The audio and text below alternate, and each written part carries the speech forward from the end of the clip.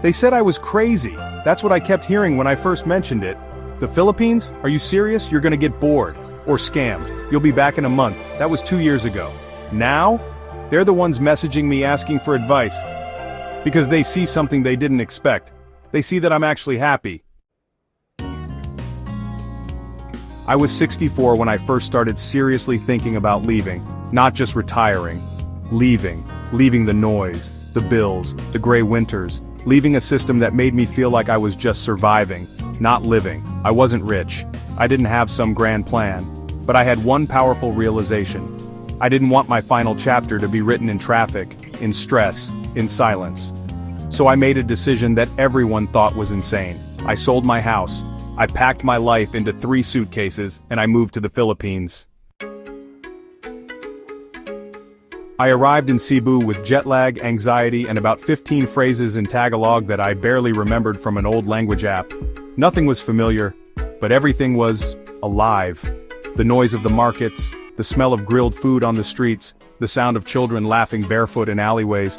It was chaotic, but it was warm, messy, but human. And for the first time in a long time, I felt like the world saw me again.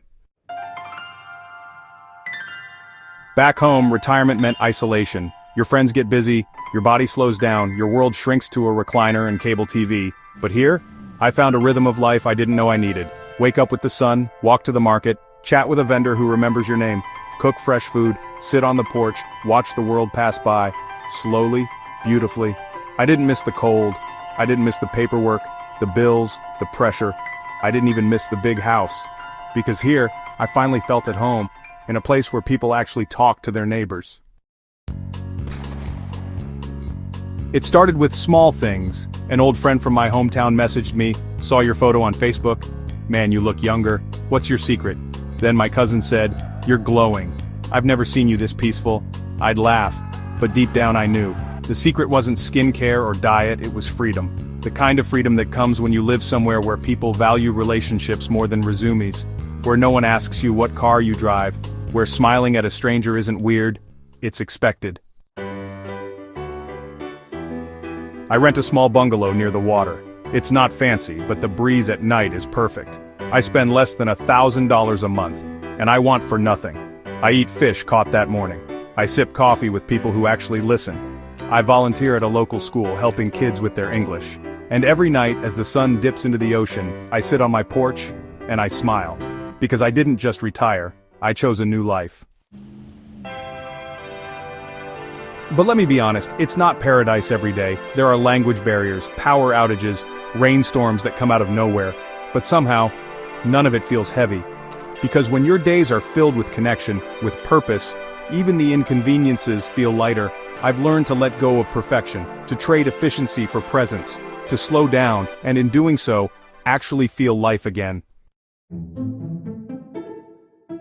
And now, the twist. The very people who doubted me, the ones who called me crazy, they're now asking questions like, how did you do it? Is it really that affordable? Could someone like me make that move? I always smile and say the same thing. You don't have to be rich to live richly, you just have to be brave enough to leave comfort behind. Last Christmas I was invited to a small family celebration by my neighbor. They had a modest meal, rice, lechon, a few candles. But they sang, laughed, hugged. They made me feel like one of their own. At one point the grandmother put her hand on mine and said, "You are not a visitor here. You are family." I nearly cried, because back home, holidays had become cold, quiet, sometimes painful.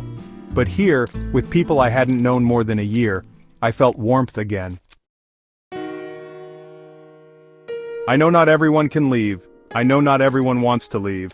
But if you've ever felt like your life is too noisy, if you've ever sat in a traffic jam wondering what it's all for, if you've ever stared out the window of your apartment and felt like the world is happening without you, then maybe, just maybe, there's a different kind of life waiting for you too. One that's simpler, one that's slower, one that makes your friends back home look at you and say, "I didn't believe you then, but now, I see it."